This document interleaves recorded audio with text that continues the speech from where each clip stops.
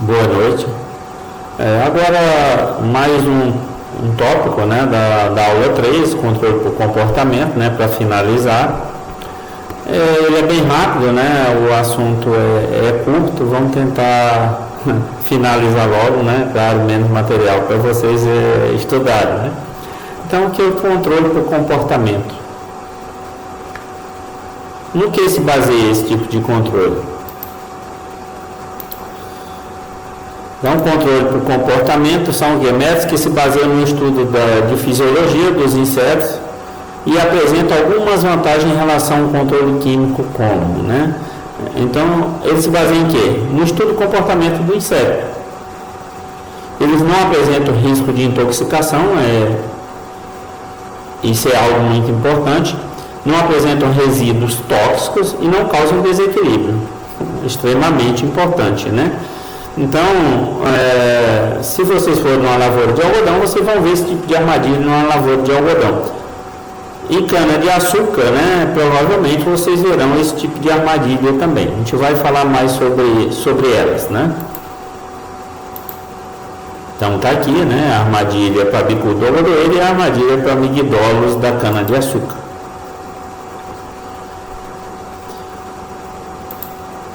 Então, controle com hormônios. Nós temos controle do comportamento que envolve hormônios e feromônios, né? Então, os hormônios, nós temos basicamente, a gente já andou comentando isso aí quando a gente falou de entomologia geral, vocês que já fizeram a entomologia geral. O crescimento dos insetos, eles envolve basicamente, né, claro, vários hormônios, mas os que têm ação direta são dois hormônios, o hormônio juvenil e o equidizônio. Vocês verão aqui, ó, eu coloquei o hormônio juvenil, equidizônio, aqui a gente tem inseto em crescimento e inseto fazendo equidise, fazendo a troca, né? Claro, aqui em crescimento também, aqui ele se alimentando e aqui fazendo a troca. Então é o seguinte, como que esse inseto cresce? Aqui tem um exemplo, né, o hormônio juvenil, quando a concentração dele aumenta e diminui a concentração do equidizônio, o inseto não troca o exoesqueleto. Ele está fazendo o quê? Se alimentando. Ele continua no instante em que se encontra.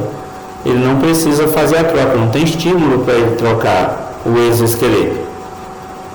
Agora, quando a concentração do hormônio juvenil reduz, diminui, e a do equidizônio aumenta, o inseto recebe um estímulo para trocar o exoesqueleto. Por quê? Porque ele já armazenou reserva suficiente para poder crescer. Então, tem um estímulo para ele fazer a troca. Quando ele faz essa troca, ele cresce. Aqui, só para exemplificar um pouco mais, o crescimento do inseto é como se fosse uma escada.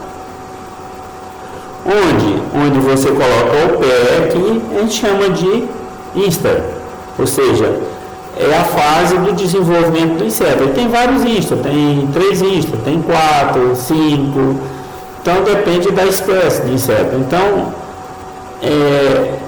aqui a gente vai, por exemplo, quando a gente faz estudo de biologia do inseto, a gente vê quanto tempo o inseto leva para completar cada instar, né? E entre esses instas a gente tem o quê? Para o inseto poder crescer, ele precisa fazer a troca. Por quê? O tegumento está mole e ele pode jetar, né, pressionar sangue para a extremidade do corpo e também ar. Isso faz com que o tegumento aumente, né, estique e sobre espaço para ele armazenar mais reserva. Então, esse aqui é o instar. E aqui, nesse cantinho aqui, é o que a gente chama de equidise. É o momento em que o inseto troca, nesse caso, e aqui, que o inseto troca o esqueleto, né? Troca o exoesqueleto, para poder crescer. Então, a ação de 2 hormônios. Voltando aqui, pessoal, aqui é hormônios endócrinos, né? Produzido por glândulas endócrinas internas.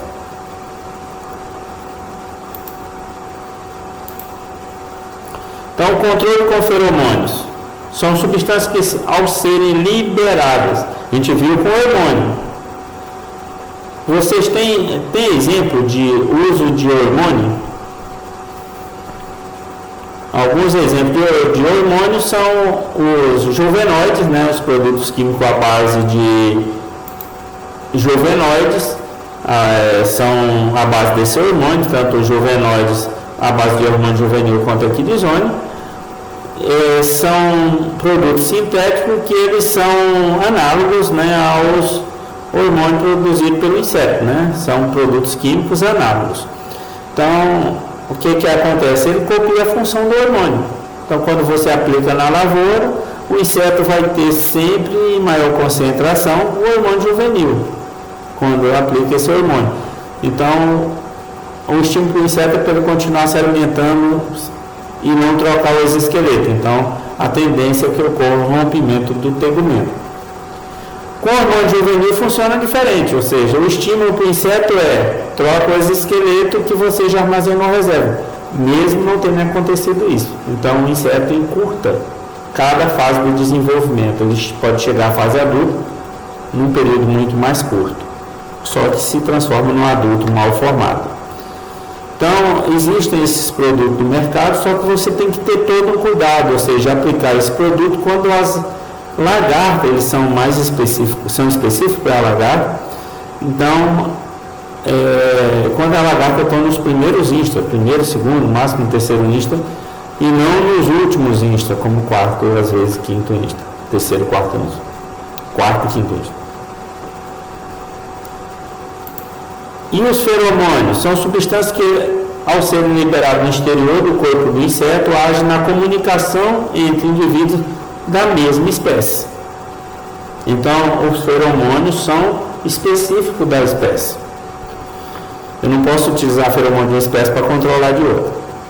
Então, o feromônio de alarme é um tipo de feromônio, feromônio de dispersão, feromônio de agregação e o feromônio sexual, que é o empregado na agricultura para monitoramento e controle de pragas. Então, nós temos aqui os de feromônios sexuais no controle de pragas. Primeiro, para monitoramento, eu posso estar utilizando. Permite detectar o início da ocorrência de uma determinada espécie de inseto. Eu posso estar utilizando dentro de ambiente controlado, que para monitorar mosca branca, pulgão e trips. E aqui um exemplo de monitoramento do bicudo algodoeiro. A gente coloca as margens de uma lavoura de algodoeiro, que é por onde a praga vai entrar na lavoura. Nós temos a coleta massal, ou seja, quando eu uso o feromônio para controlar os insetos. Aqui eu uso para monitorar, mas eu posso usar para controlar. Nesse caso aqui eu tenho um exemplo, o migdolos, né, que é uma praga do sistema radicular da cana-de-açúcar. Então, eles causam sérios problemas em cana-de-açúcar, e uma forma de controlar é enterrar nessa garrafa aqui até que pegue esse anel aqui, ó, o funil, né?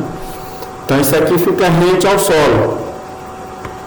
Só que nessa armadilha aqui, se você olhar, tem um sachêzinho aqui que contém feromônio. Esse feromônio é liberado no ambiente e vai fazer com que os insetos machos, claro, quem libera feromônio é a fêmea, vai atrair esses insetos migdolos machos para esse local aqui, que para eles é a fêmea que está presente. Aqui é uma fêmea 20 para acasalar. Então ele vai procurar. Só que quando ele chega aqui, ele cai no funil e cai na garrafa e não consegue voltar. Então é uma forma de fazer controle, quer dizer, é a principal forma de fazer controle dessa praga em cana-de-açúcar. Outra técnica, pessoal, que pode ser utilizada é a técnica do confundimento. Ou seja, eu vou confundir o inseto. Confundir de que forma? Eu vou saturar o ambiente com feromônio. Eu emprego de altas doses de feromônio, desorientando e impedindo o acasalamento. Ou seja, eu saturo o ambiente, os indivíduos machos que estão ali, eles acham que para todo local tem fêmea ali. Eles voam para um lado, voam para o outro, terminam não encontrando a fêmea, se cansam e morrem de exaustão, terminam não acasalando. Então, o exemplo que a gente tem é a lagarta rosada do algodoeiro, isso aqui mais especificamente, mais utilizado em Israel. Claro que você, tendo esse produto, pode ser utilizado em qualquer lugar, mas tem um custo mais elevado, porque eu tenho que saturar o ambiente com feromônio. É diferente quando eu vou capturar, que eu não preciso ter uma quantidade tão grande. Bem, pessoal, nesse vídeo é só isso sobre controle por comportamento. Eu queria agradecer vocês e até a próxima aula, agora a aula 4. Obrigado e tenham uma boa noite.